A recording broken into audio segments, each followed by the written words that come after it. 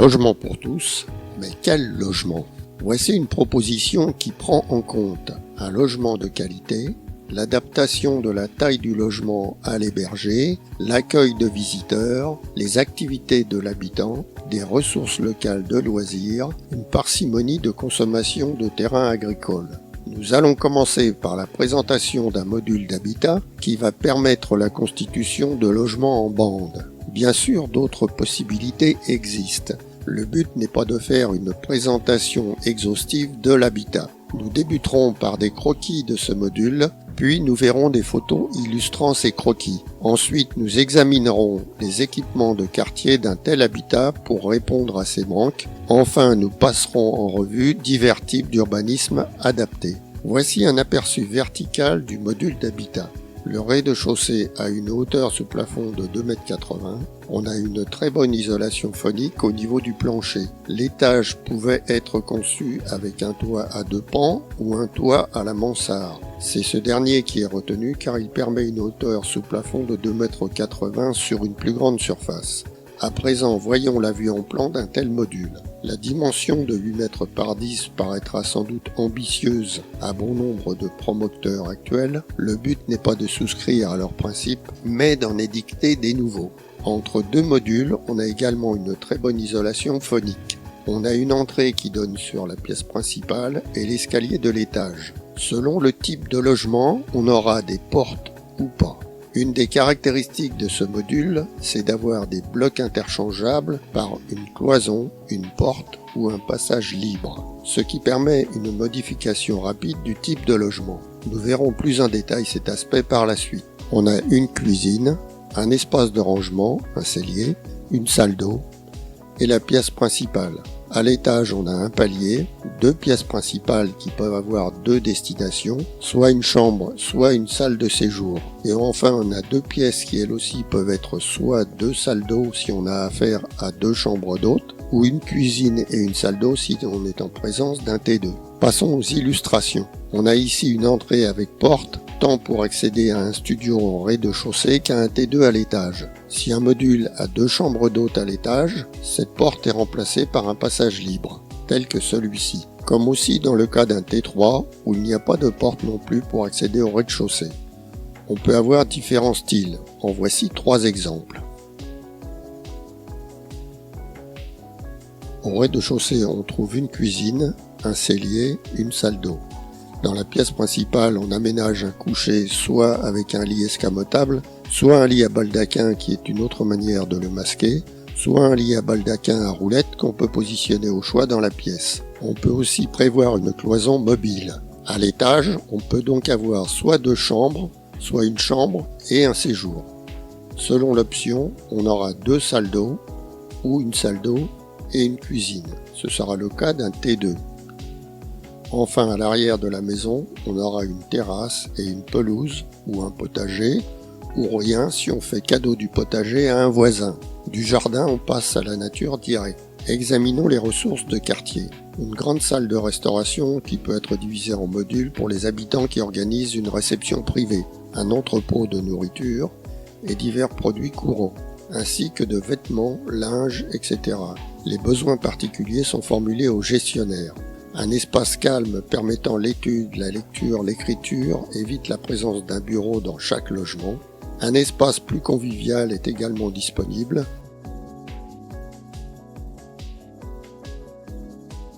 Des lieux de loisirs sont disponibles.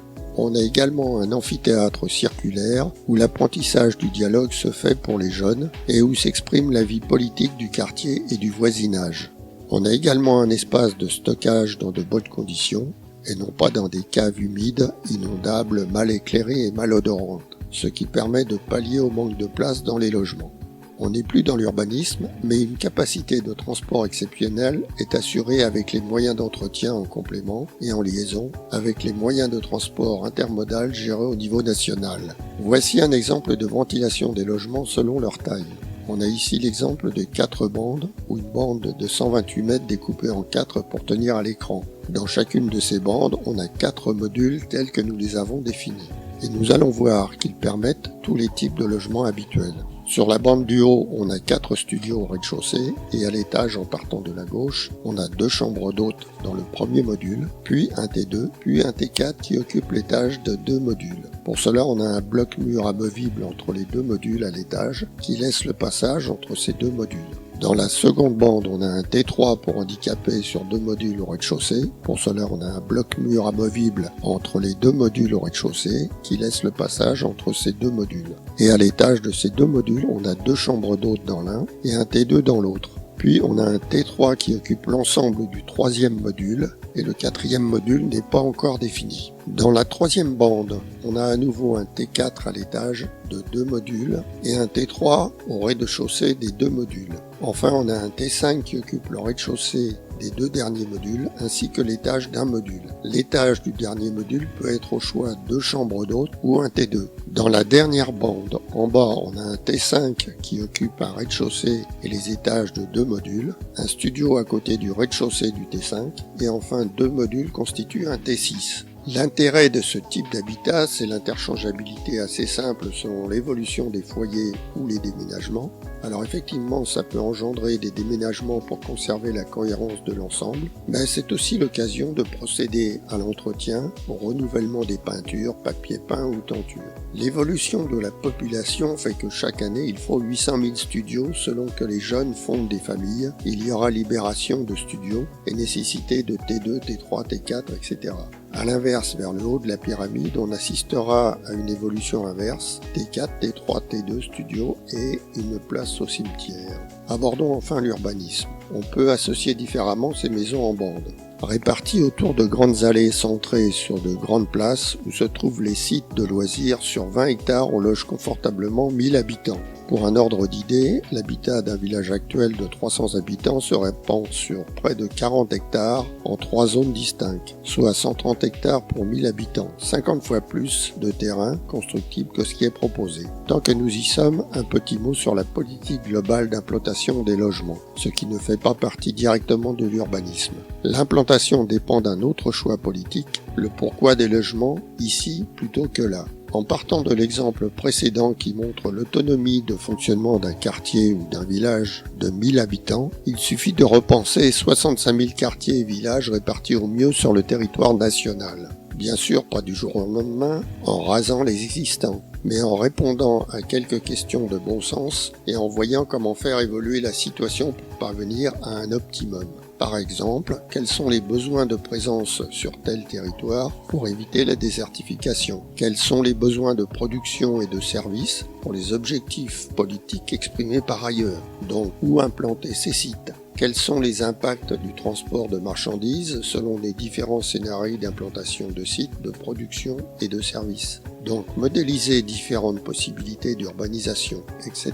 Au lieu de finir par empiler la population dans quelques mégalopoles à la complexité toujours plus inextricable, rendant la vie pénible à un très grand nombre au bénéfice d'un petit nombre et de technologues prêts à toutes les compromissions pour justifier et permettre cet empilement. Rappelons le principe de suppression temporaire, en attendant la confirmation de viabilité de ce type de société, du droit de propriété, qui facilitera grandement cette nouvelle gestion de l'urbanisme ainsi que d'autres pans d'activité. Après cet écart, revenons à notre urbanisme de quartier ou de village. On peut avoir un urbanisme plus minéral, il n'y a pas partout des prairies naturelles. On peut aussi utiliser les dénivelés de terrain pour en faire des terrasses accessibles. Voici un urbanisme avec de grandes places. On peut favoriser les allées piétonnes ou les ruelles.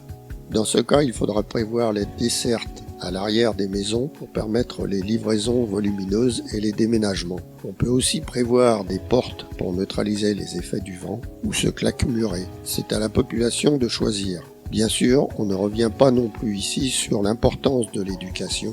d'une information de qualité et des rapports sociaux avec l'esprit de fraternité pour que les choix politiques soient cohérents. Il faut avoir présent à l'esprit qu'un habitat a une durée de vie, car même si on trouve encore des châteaux du Moyen-Âge ou des maisons du XVIe siècle, beaucoup ont disparu à cause des intempéries, des incendies, des guerres, des défauts d'entretien, des abandons, etc.